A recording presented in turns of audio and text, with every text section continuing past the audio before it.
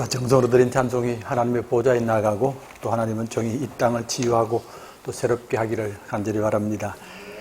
장마가 계속되고 있습니다. 홍수 피해가 커져가고 있고 또 생명 피해까지 다가오는데 모두가 기도할 제목이라고 믿습니다. 자, 같은 제목으로 설교한 지 이제 6번째입니다. 언제 마치겠습니까?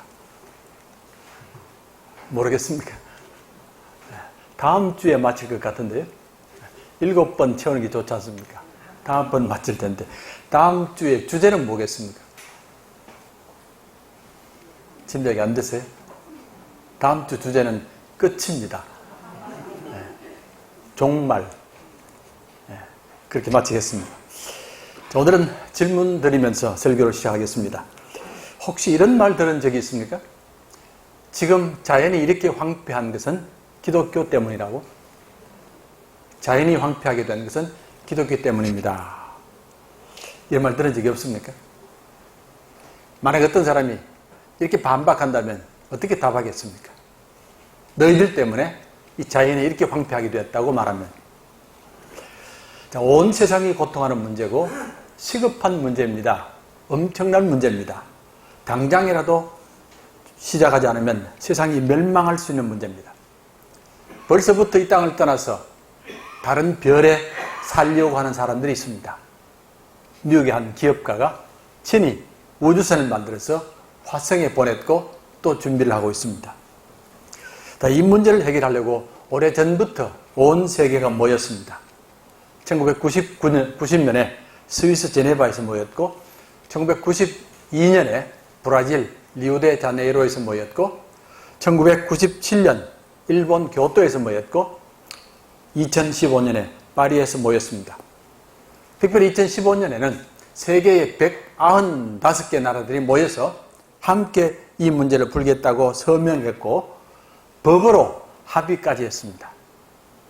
이제부터 노력해서 2100년까지는 지구의 온도 상승 폭을 산업혁명 이전으로 돌리자고, 그러니까 200년, 300년 전으로 돌리자고 결정을 했습니다. 그런데 한 나라도 지킨 나라가 없습니다. 5년이 지나도 안 지킵니다. 사진 한 장을 보시면 좋겠습니다. 붉은 사진 하나 보여주면 좋겠는데요. 예, 그 밑에 거, 다음 거. 예. 이게 어느 나라 사진인지 아시죠? 시베리아 사진이잖아요. 원래 시베리아 사진입니다. 시베리아가 보통 겨울 온도가 마이너스 60도 아닙니까? 마이너스 60도인데 원래는 40도랍니다. 영상 40도, 100도가 차이 나는 겁니다. 그러니까 당연히 흰 눈으로 덮여야 될 시베리아가 이런 붉은 더위로 덮여져 있습니다. 지금 홍수가 이렇게 많이 나는 것도 이 때문이라고 그러죠. 시베리아의 얼음들이 녹아서 그렇다고 하는 말을 들었습니다. 우리나라만 아니고 일본도 그렇고 중국도 마찬가지입니다. 아시아 전체가 지금 어려움을 당합니다. 이런 사태를 대하면서 듣게 되는 안타까운 말이 하나 있습니다. 이런 모든 문제의 근본은 기독교 때문이다. 기독교 때문에 이런 일이 벌어졌다는 말입니다. 자, 여러분은 동의하십니까? 우리가 어떻게 이런 기후 문제의 원흉입니까? 도대체 무슨 말입니까? 하지만 환경을 연구하는 사람들은 하나같이 말합니다. 기독교가 아니었더라면 이럴 수가 없다는 겁니다. 기독교 때문에 이렇게 됐습니다. 인류가 이 땅에 산 이래로 자연을 정복 대상으로 삼은 적은 한 번도 없습니다. 자연을 정복 대상으로 삼은 적은 없습니다. 아무리 미개한 나라라도 자연은 소중하게 여겼습니다. 그리고 자연의 순리를 따랐습니다. 자연이 생명의 근원이기 때문에 그렇습니다. 자연이 어려움을 당하면 모든 생물이 어려움을 당합니다. 동물도 식물도 당연히 사람도 그렇습니다. 우리의 생명에 필요한 모든 것들은 다 자연으로부터 옵니다. 땅에서 오고 하늘에서 오고 물로부터 오고 그렇습니다. 자연이 심술을 부리면 순식간에 모든 것을 잃어버립니다. 우리 한국 사람들도 옛날에는 땅을 참 소중하게 여겼습니다. 이걸 재산으로 여겼다는 말보다는 우리가 집을 지을 때 좋은 땅에 집을 지어야 되고 묘자리를 설 때도 좋은 땅에 서야 되고 그래야 자손들이 복을 받는다고 그랬습니다. 대부분의 문명들은 자연을 신성하게 봅니다. 어떤 존재가 있다고 보기도 하고 그 자체가 신성하다고 보기도 하고 적어도 산에는 산신령이 있고 물 속에는 용왕신이 있습니다. 땅에는 지신이 있습니다. 무덤에는 조상신이 있습니다. 그러니까 자연을 함부로 대하지 못합니다. 종교도 마찬가지입니다. 불교 같은 경우는 벌레 한 마리도 함부로 죽이지 못하게 합니다. 힌두교를 믿는 인도의 겐지스 강은 매년 거기서 제사를 드립니다. 거창한 제사를 드립니다. 그런데 한 종교만이 아닙니다. 한 종교만이 자연을 신성하게 보지 않습니다. 기독교입니다. 기독교만이 자연을 신성하게 보지 않을 뿐 아니라 오히려 정복하라고 말합니다. 이것이 하나님 말씀이라고 정복의 대상이 되어버린 겁니다. 창세기 1장 28절 하나님이 그들에게 복을 주시며 하나님이 그들에게 이르시되 생육하고 번성하여 땅에 충만하라 땅을 정복하라. 땅에 충만하라 땅을 정복하라고 그랬습니다. 자, 이 말씀 때문에 땅을 정복하라는 말씀 때문에 오늘날 이 지구가 이렇게 고통당한다는 말입니다.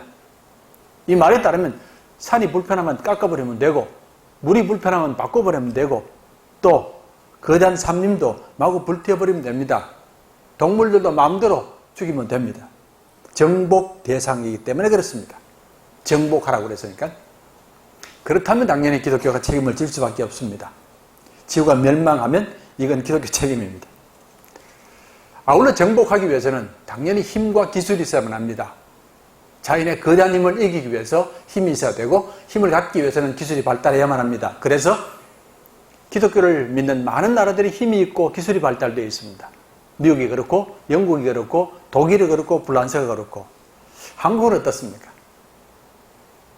한국도 힘이 있는 나라고 기술이 있는 나라입니다. 이건 기독교가 한국에 전파됐기 때문에 그렇습니다. 자, 기독교가 전파되기 전에는 한국이 결코 힘이 있는 나라가 아닌데 기독교 전파 때문에 이런 일이 벌어졌습니다. 제리더 다이아몬드라는 분이 쓴 책 중에 나와 세상이라는 책이 있습니다. 유명한 책인데 그 책을 보면 1960년에 경제학자들이 내기를 했다고 그래요. 어떤 내기냐면 아프리카의 가나, 아시아의 필리핀, 그리고 한국 이 세 나라 가운데서 가장 늦게 가난에서 벗어나는 나라가 어느 나라냐고. 어느 나라겠습니까? 아프리카의 가나, 필리핀, 그리고 한국. 당연히 한국입니다. 한국이 가장 늦게 가난에서 벗어난다는 겁니다. 아니면 벗어나지 못한다는 겁니다.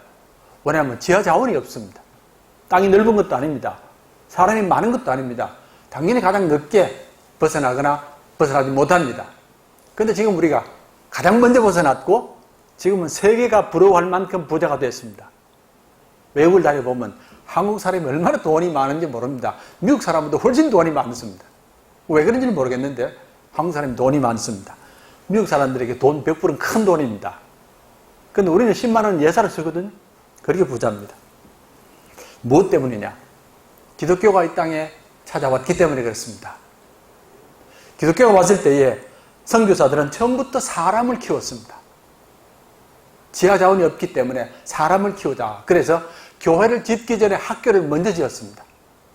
선교사가 온 지 불과 26년 만에 기독교 학교가 무려 796개가 세워집니다.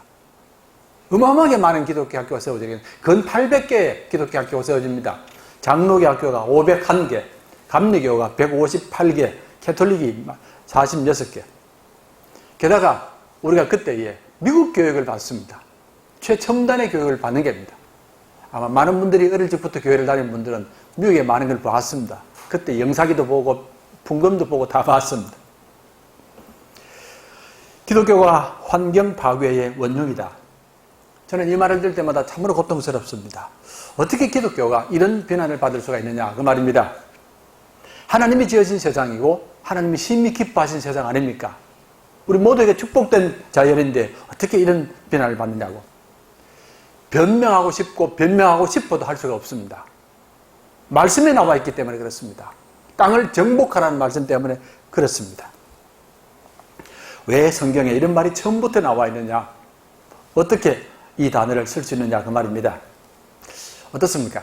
어떤 면에서는 이 단어는 하나님이 가장 싫어하는 단어입니다. 정복이라는 단어입니다. 하나님이 만물을 만드실 때에 말씀으로 만듭니다. 태양도 말씀으로, 달도 말씀으로, 동물도 식물도 말씀으로 만듭니다. 말씀으로 만든다는 말은 무력을 쓰지 않는다는 말입니다. 우린 말로 하자. 싸우지 말고 말로 하자 그 말입니다. 무력 쓰지 않고 정복을 하지 않는다는 말입니다. 그리고 하나님이 만든 세상은 심히 좋은 세상입니다. 선하고 아름다운 세상입니다. 그런데 우리가 이 말을 듣기 때문에 그렇습니다. 하나님의 세상에 무력이 있겠습니까? 정복이 있겠습니까? 횡포가 있겠습니까? 없습니다. 얼마나 아름다운 세상입니까? 하늘이 하나님의 영광을 선포하고 궁창이 그의 손으로 하는 일을 나타내는도다. 날은 날에게 말하고 밤은 밤에게 전하니 언어도 없고 말씀도 없으며 들리는 소리도 없으나 그의 소리가 온 땅에 통하고 그의 말씀이 세상 끝날까지 이르도다. 하나님이 해를 위하여 하늘에 장막을 베푸셨도다. 해는 그의 신방에서 나오는 신랑과 같고 그의 길을 달리기 기뻐하는 장사 같아서 하늘 이 끝에서 나와서 하늘 저 끝까지 운행하며 그의 열기에서 피할 자가 없도다. 그렇습니다. 또 다른 문제는 인구 문제입니다. 지금 인구가 급속도로 지금 증가하고 있습니다. 이 또한 기독교와 관계 있습니까? 사람이 지금 너무 많다는 겁니다. 예수님 당시에 지금부터 2000년 전에 세계 인구가 2억입니다. 2억인데 이 2억이 3억이 될 때가 있습니다. 1000년 뒤에 3억이 됩니다. 1억이 증가하는 데에 무려 1000년이 걸렸습니다. 그 다음에 5년 뒤에 500년 뒤에 5억이 되었고 300년 뒤에 10억이 되었습니다.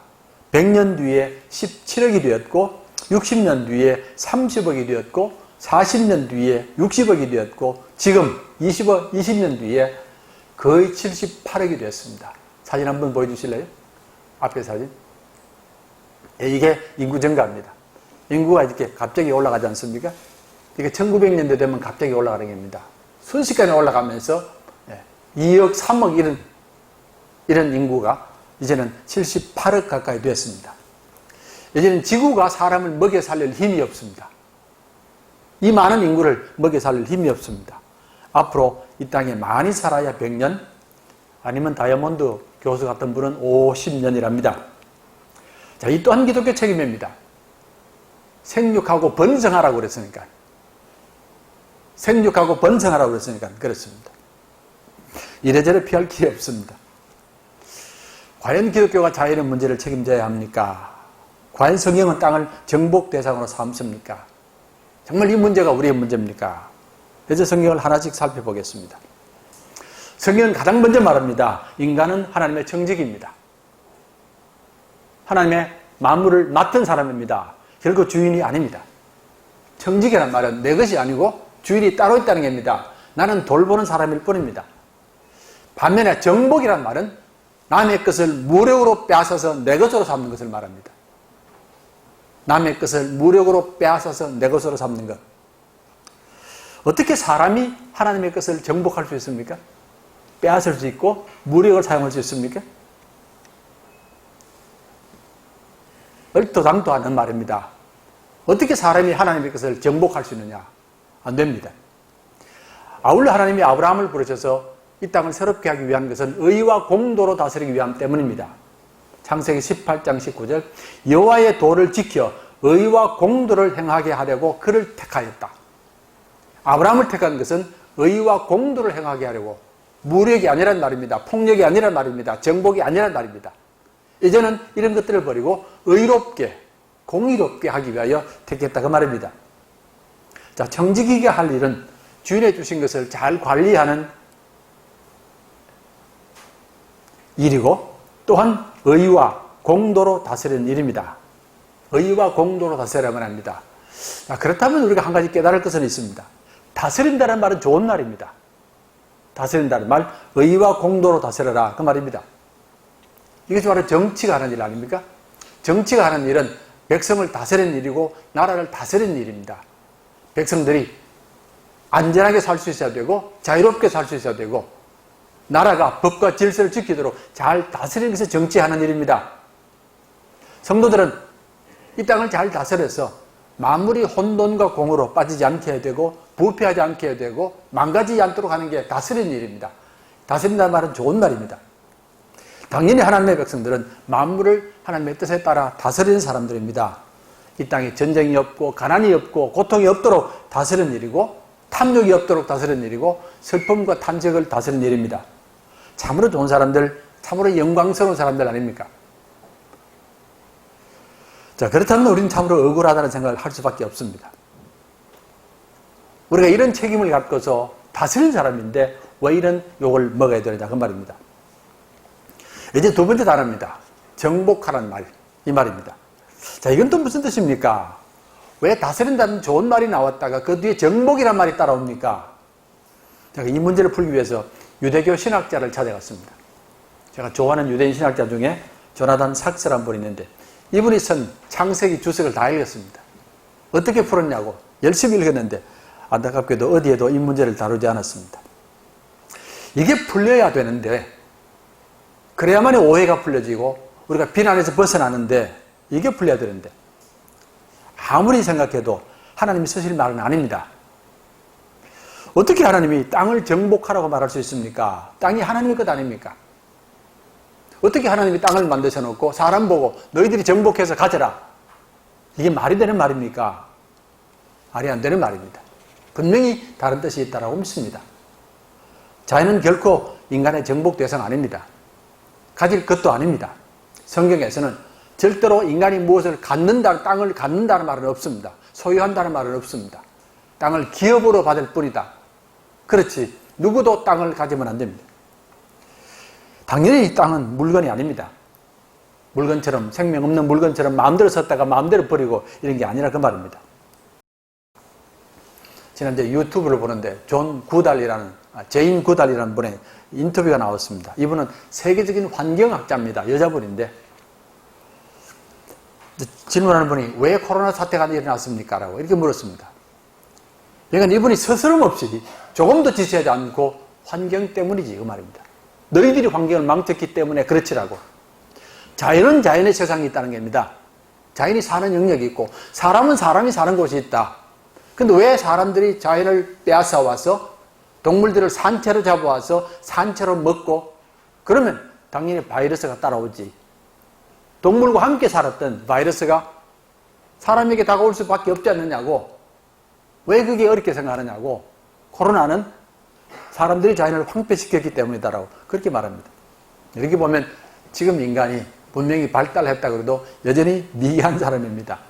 살아있는 동물을 잡아와서 가두고 살아있는 채로 먹고 자랑스럽게 여기고 기뻐하고. 자, 정복하라는 말씀은 결코 너희들이 내 것을 빼앗아서 가져란 말이 아닙니다. 그러면 무엇입니까? 자, 이 문제로 기도하면서 하나님의 뜻을 찾았습니다. 하나님 왜 이 말씀을 하셨습니까? 무슨 뜻으로 하셨습니까? 라고 제게 다가온 하나님 음성입니다.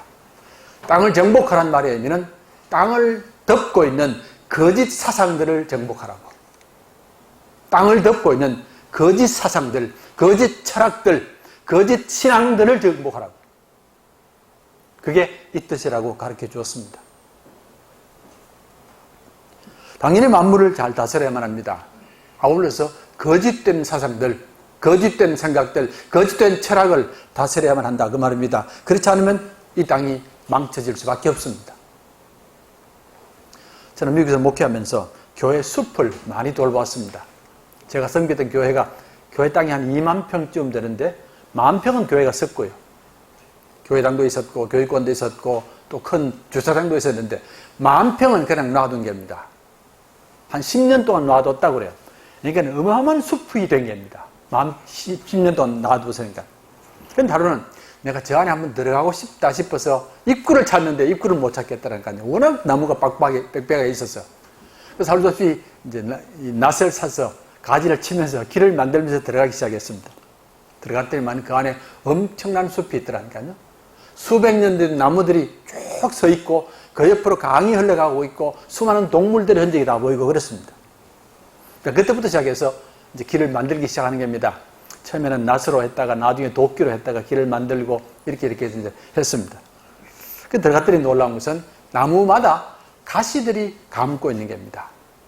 그 높은 나무를 가시가 끝까지 올라와서 감고 있는 겁니다. 가시가 감아버리면 나무는 죽습니다. 나무는 죽고 자기는 삽니다. 자기는 죽기 전에 다른 나무로 옮기기 때문에 그렇습니다. 그러니까 그 큰 나무들이 그 가시 때문에 다 마르고 나중에 죽어가는 겁니다. 그래서 그 낫을 늘고 그 가시 둥치를 자르기도 하고 또 올라가 있는 가시를 끌어내기도 하고 이게 얼마나 힘든지 아시죠? 가시는 보통 힘든 게 아닙니다. 몸을 찌르는데요. 온 손이 피가 나는데요. 그래서 제가 몇 년 동안 일하면서 도끼 자루 7개를 부쉈습니다. 그러니까 그 교인들이 이제 그 안에 들어가는 겁니다. 숲으로 들어가서 길을 즐기기도 하고 그 길 이름을 정해줬습니다. 제 이름을 따서 Reverend Park Straight이라고 박 목사님의 길이다 이렇게 정해줬는데 몇 년 뒤에 그 땅에 큰 건물 하나를 세웠습니다. 예비도 드리고 운동도 할 수 있는 큰 건물 하나 세워서 잘 사용했습니다. 하나님 말씀이 생각이 났습니다. 가시와 엉겅퀴란 것. 아담과 하와가 죄를 지으면서 가시와 엉겅퀴가 생겨납니다. 영적인 진리입니다. 땅은 그냥 두면 그냥 있는 것이 아니라 반드시 가시와 엉겅퀴가 자란다는 것. 누가 뿌린지 모르지만 가시와 엉겅퀴가 자랍니다. 당연히 돌볼 수밖에 없습니다. 창세로부터 지금까지 이 땅에는 수많은 거짓 사상들, 거짓 철학들이 자라고 있습니다. 거짓 신들이 자라고 있습니다. 거짓 정치가 자라고 있고 거짓 경제가 자라고 있고 거짓 교육이 자라고 있습니다. 이들이 세상 끝날까지 계속될 겁니다. 이들의 배후 속에 사탄의 역사가 있습니다. 사탄이 모두를 묶어서 거대한 제국을 만들고 있습니다. 그리고 땅을 차지하고 있습니다. 이들의 목적은 하나님의 영광을 가로채는 것, 자신들이 원하는 왕국을 만드는 것, 그리고 하나님의 자연을 정복하는 일입니다. 거짓된 사상, 거짓된 철학이 그렇습니다. 하나님의 자녀를 자신의 종들로 삼는 일입니다. 이것이 바로 성경이 말하고 있는 정복이라는 말의 뜻이라고 믿습니다. 너희들이 땅을 정복하는 것이 아니라 땅을 사로잡고 있는 거짓된 사상들을 정복하라고, 그래서 땅을 회복하란 말입니다. 이제 누가 해야만 하겠습니까? 이 일을 누가 해야만 하겠습니까? 당연히 우리들이 해야만 합니다. 창조주 하나님을 믿는 사람들이 해야만 합니다. 아니면 할 사람이 없습니다. 하나님을 모르는데 어떻게 일을 하겠습니까? 아무리 자연을 사랑하고 관심을 가진다 할지라도 그 사람의 관심은 오직 자기 생각이지, 자기 욕망이지 하나님 뜻은 아닙니다. 우리들이 해야만 합니다. 당연히 교회가 해야만 합니다. 어떻게 이렇게 땅이 넓은데 우리가 할 수 있습니까? 어떻게 사람이 이렇게 많은데 우리가 할 수 있습니까? 아닙니다. 우리가 해야만 합니다. 작은 일이라도 시작하면 하나님께서 도우시고 큰 역사가 일어난다고 믿습니다. 나비 효과라는 말이 있습니다. 이게 과학자들이 쓰는 말인데, 지구 이쪽에서 나비가 날갯짓을 하며 바람을 만들면 지구 저쪽에서 태풍이 분다는 게 아닙니다. 이게 나비 효과입니다.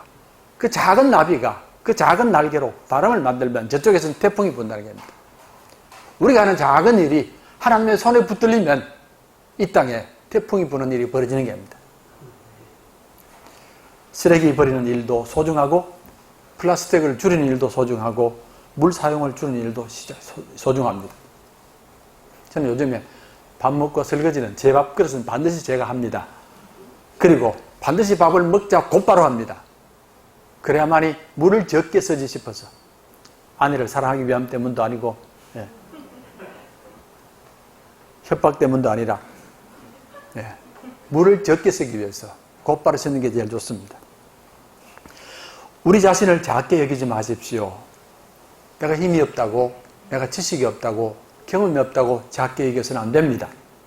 우리들에게는 하나님의 손길이 있습니다. 하나님의 능력이 있고 하나님의 권세가 있습니다. 물고기 2마리, 보리떡 5개라도 주님 손에 올려지면 광야가 살 수 있고 수천 명이 살 수 있습니다. 이것이 우리들의 역사입니다. 사람들은, 하나님을 모르는 사람들은 너무 자기를 과대평가하는 것 같습니다. 신처럼 행하지만 우리는 아닙니다. 우리들에게는 하나님의 손이 있습니다. 우리가 해야만 합니다. 그런데 여기에 조건이 하나 있습니다. 우리는 어떤 경우도 무력이나 정복을 사용해서는 안 됩니다. 하나님의 방법이 아닙니다. 우리가 정복하는 유일한 수단은 하나님의 말씀입니다.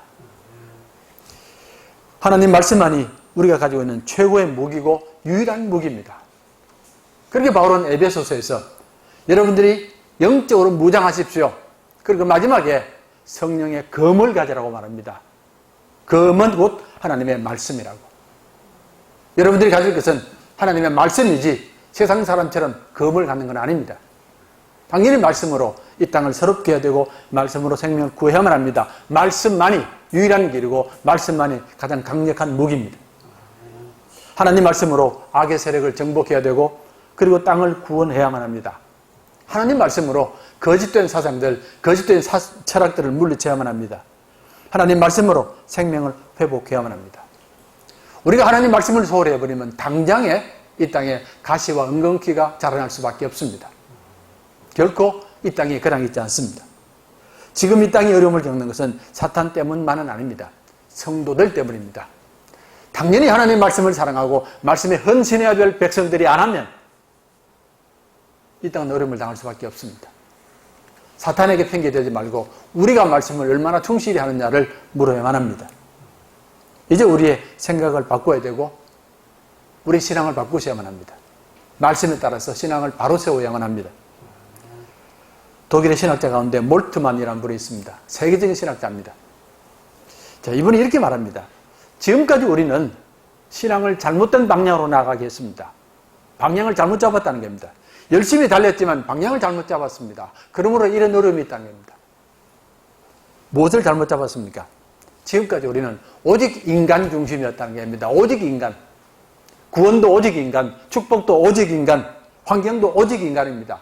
환경을 돌본다 그러면서 이 모든 것들이 나를 위한 것이지 환경 자신을 위한 것은 아니었다는 겁니다.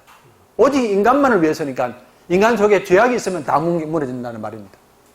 이제는 방향을 바꿔야 된다고 말씀에 따라서 신앙의 방향을 바꾸십시오. 이제는 인간 중심이 아니라 인간과 자연이 함께하는 신앙을 가져야 합니다. 그래야 환경이 살 수 있고 그래야 사람이 살 수 있습니다. 인간만 가지고는 갈수록 황폐할 뿐이라 그 말입니다. 자연은 우리와 함께 하나님의 나라를 이루어가는 동력자들이고 우리와 함께 하나님의 영광을 회복할 동력자들이고 우리와 함께 세상을 구원할 동력자들입니다. 동물도 그렇고 식물도 그렇습니다. 오늘 본문의 말씀입니다. 하나님이 노아와 그와 함께한 아들들에게 말씀하여 이르시되 내가 내 언약을 너희와 너희 자손과 너희와 함께한 모든 생물, 너희와 함께한 모든 생물, 사람은 아닙니다. 곧 너희와 함께한 새와 가축과 땅이 모든 생물에게 세우리니 방주에서 나온 모든 것 땅의 모든 짐승에게니라. 하나님의 언약이 사람들에게만 맺어진 것 아닙니다. 이 땅의 생명들도 함께 맺어져 있는 겁니다. 그래서 당연히 우리는 그들과 함께 해야 한다는 말입니다. 하나님의 말씀만이 이 땅을 회복한다고 믿습니다. 만물을 새롭게 한다고 믿습니다. 이제 편지 하나를 소개해드리면서 설교를 마치겠습니다.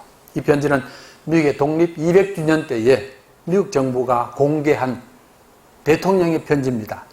대통령이 미국의 원주민들에게 보낸 편지입니다.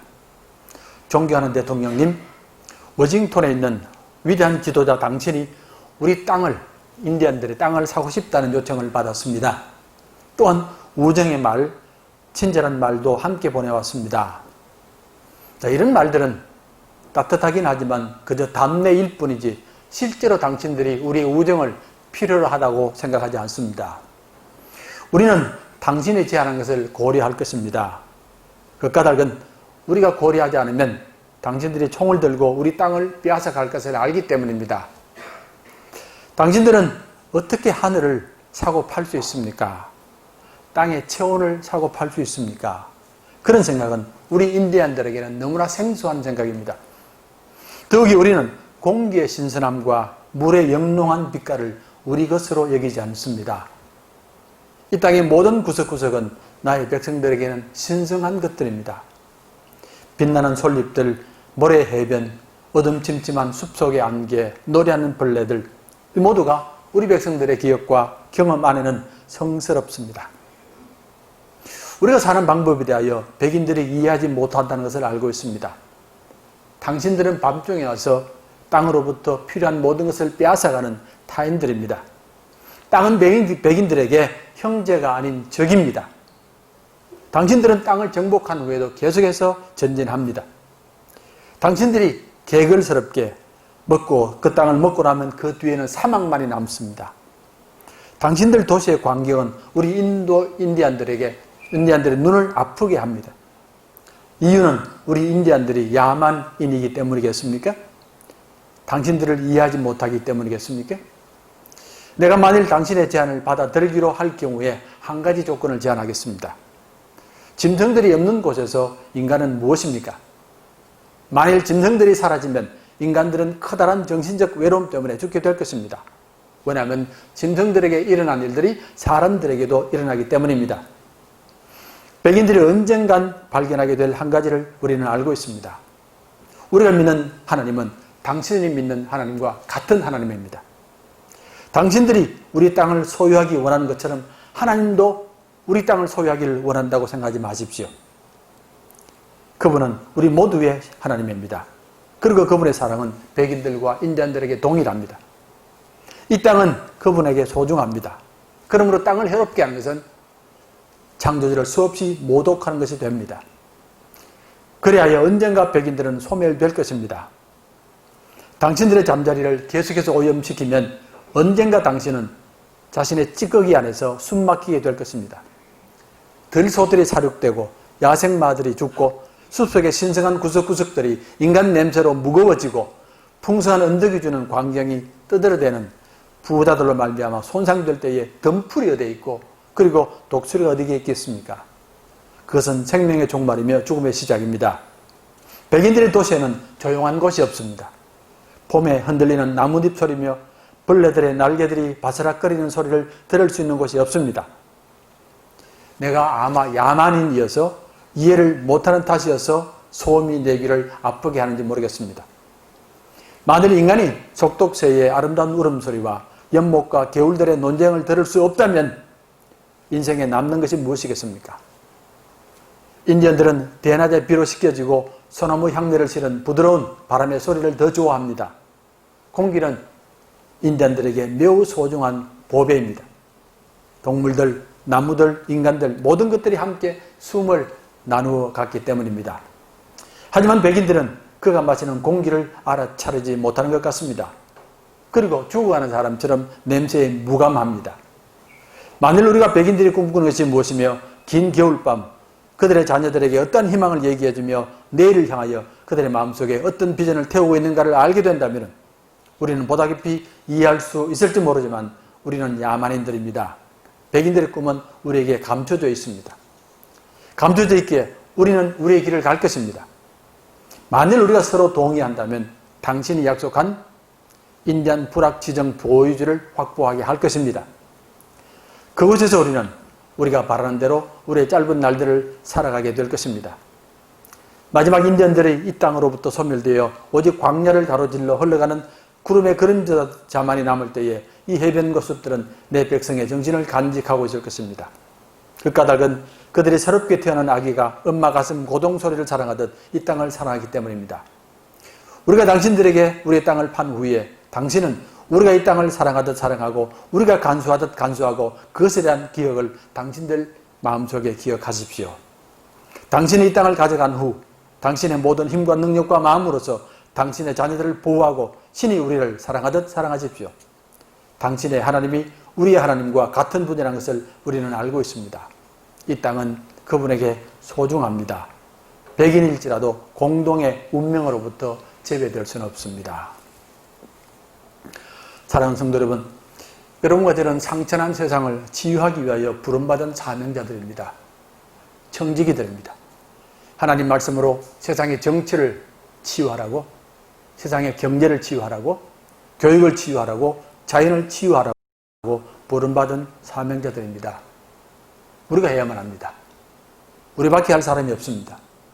비록 우리는 약하지만, 미련하지만, 그러나 창조주 하나님을 알기에 홀로 바닷가에 떠내려온 불가사리를 던지는 사람들입니다. 이 녀석들만이라도 살려야 되지 않습니까?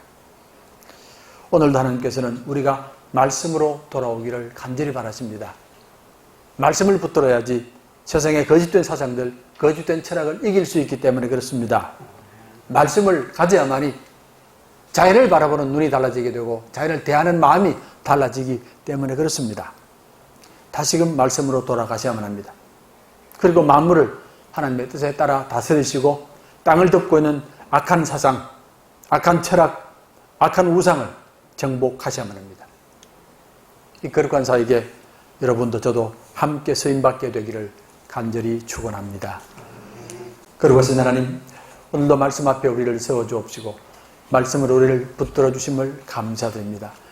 다시금 말씀의 능력과 권세로 함께 하심을 감사하옵고 이 거룩한 능력과 거룩한 권세로 맡겨진 사명 감당할 수 있게 도와주시옵소서. 자연이 인간의 정복으로 말미암아 몸부림치고 있습니다. 하늘이 몸부림치고 있고 땅이 몸부림치고 있고 강이 몸부림치고 있습니다. 이때 하나님의 백성들이 하나님의 말씀으로 세상을 구원하게 하시고 위로 전할 수 있게 도와주옵소서. 예수님 이름으로 기도하옵나이다. 아멘.